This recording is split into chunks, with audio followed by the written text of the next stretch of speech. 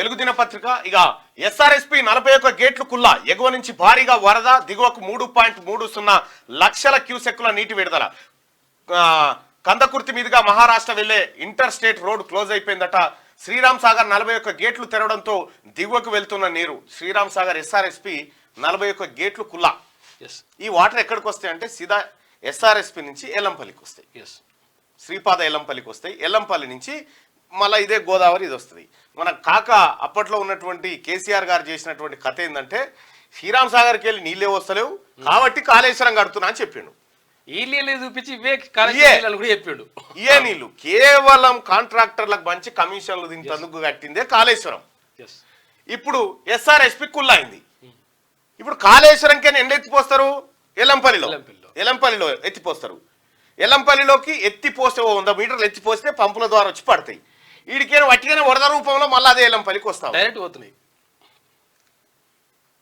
ఏదంటే గుట్టకు రాళ్ళు మోసిండు కేసీఆర్ ఒక రకంగా చెప్పాలంటే గుట్టకు రాళ్ళు మోసిండు సముద్రంలో నీళ్లు పోసిండు అంతే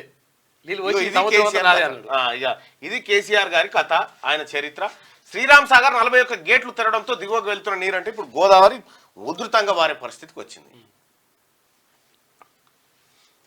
ఎన్ని మళ్ళీ 3.30 లక్షల క్యూసెక్కుల నీరు కిందికి విడుదలైతా ఉంది చూసుకో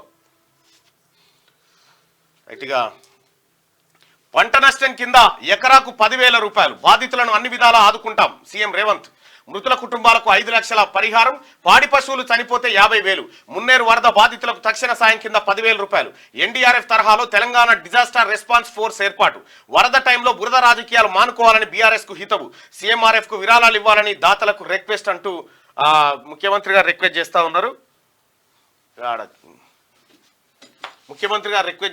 సీఎంఆర్ఎఫ్ కు విరాళాలు ఇవ్వాలని ముఖ్యమంత్రి సహాయానికి నేను కూడా ఈ వరంగల్ నల్గొండ ఖమ్మం పట్టభద్రుల ఎమ్మెల్సీని కాబట్టి ప్రజలారా నాకు కూడా ఈ రాష్ట్ర ప్రభుత్వం జీతం ఇస్తూ ఉంది నా ఒక నెల జీతం 2,75,000 రూపాయలు నాకు ఇతర అలవెన్సులతో కలిపి వస్తూ ఉన్నాయి నా ఒక నెల జీతాన్ని ముఖ్యమంత్రి గారి రిక్వెస్ట్ మేరకు సహాయ నిధి కోసం ముఖ్యమంత్రి గారి సహాయ నిధికి ఒక నెల జీతాన్ని మార్నింగ్ న్యూస్లో ఇప్పుడు ప్రకటిస్తా ఉన్నా ఒక నిమిషంలో ఇస్తా ఒక నిమిషం మీరు కంటిన్యూ ఇక ఖమ్మం సూర్యాపేట వరద ముప్పు ప్రాంతాల్లో పర్యటించిన సీఎం అని చెప్పేసి ఒక వార్త కనిపిస్తా ఉంది వర్షాలు వరదలతో దెబ్బతిన్న ప్రజలను ప్రభుత్వం అన్ని విధాలా ఆదుకుంటుందని సీఎం రేవంత్ రెడ్డి భరోసా ఇచ్చారు పంట నష్టం కింద ఎకరాకు 10,000 రూపాయల చొప్పున పరిహారం ఇస్తామని ఆయన ప్రకటించారు ఇక ఇండ్లు కూలిపోయిన వాళ్లకు ఇందిరమ్మ స్కీమ్ కింద ఇండ్లు మంజూరు చేస్తామన్నారు వర్షాలు వరదలతో చనిపోయిన వారి కుటుంబాలకు గతంలో ఉన్న 4 లక్షల రూపాయల పరిహారాన్ని 5 లక్షల వరకు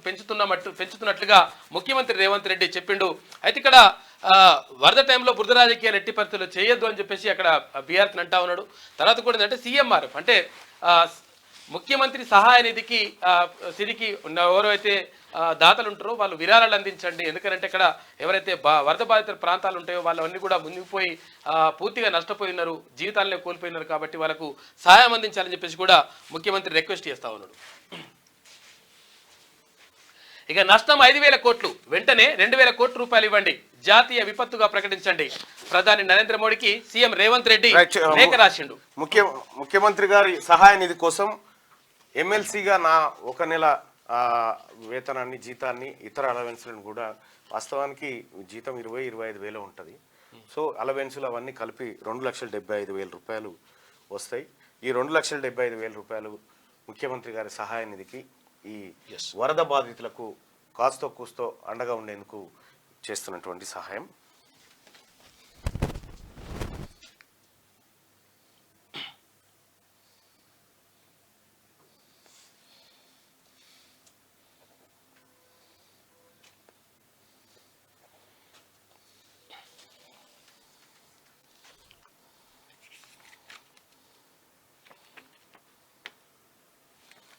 ముఖ్యమంత్రి సహాయ నిధికి 2,75,000 రూపాయలు నా ఒక్క నెల జీతాన్ని అందిస్తా ఉన్నా ఎందుకంటే ఖమ్మంలో వాళ్ళ కష్టాలు చూసినా వరంగల్లో బాధితుల కష్టాలు చూసినాం ఇటు కోదాడ సూర్యాపేటలో కూడా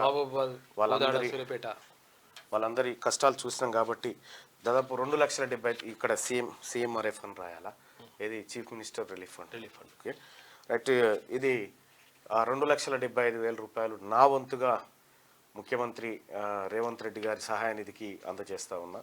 సో ఇది కాదు చేయాల్సినటువంటి అంశం అయితే, వాస్తవానికి ఇది సరిపోయేటువంటి అంశం కాదు.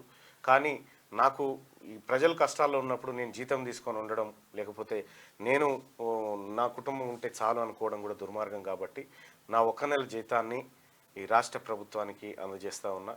సో ఇట్లా కూడా ముందుకు రావాల్సిందిగా మీ అందరినీ రిక్వెస్ట్ చేస్తా ఉన్నా. సో సిఎంఆర్ఎఫ్ అంటే చీఫ్ మినిస్టర్ రిలీఫ్ ఫండ్కి దయచేసి మీకు తోచిన సహాయం చేయండి. సో ప్రభుత్వం కూడా అకౌంట్ వివరాలు ఆ తర్వాత ఎట్లా చేయొచ్చు అనేది పెడితే కనుక వెల్లడిస్తే బాగుంటుంది. ఎందుకంటే రాష్ట్ర వ్యాప్తంగా జరిగినటువంటి ఈ అలజడి ఏదైతే ఉందో దీంట్లో కొంత ప్రజలు కూడా పార్టిసిపేట్ అయినట్టుంటారు.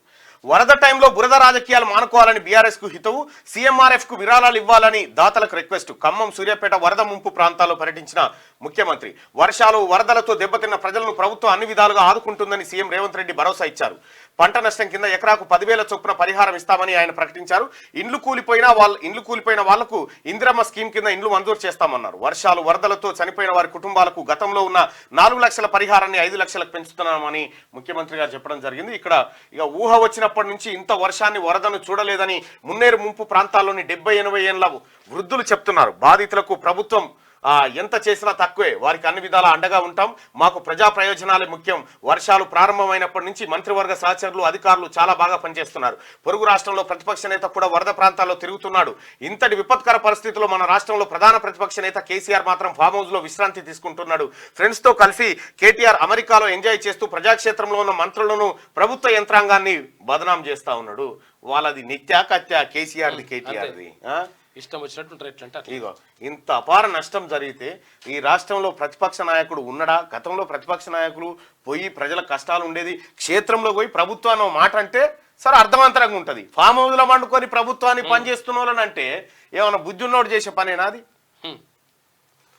నష్టం 5,000 కోట్లు, వెంటనే 2,000 కోట్లు ఇవ్వండి, జాతీయ విపత్తుగా ప్రకటించండి. ప్రధాని నరేంద్ర మోడీకి సీఎం రేవంత్ లేఖ.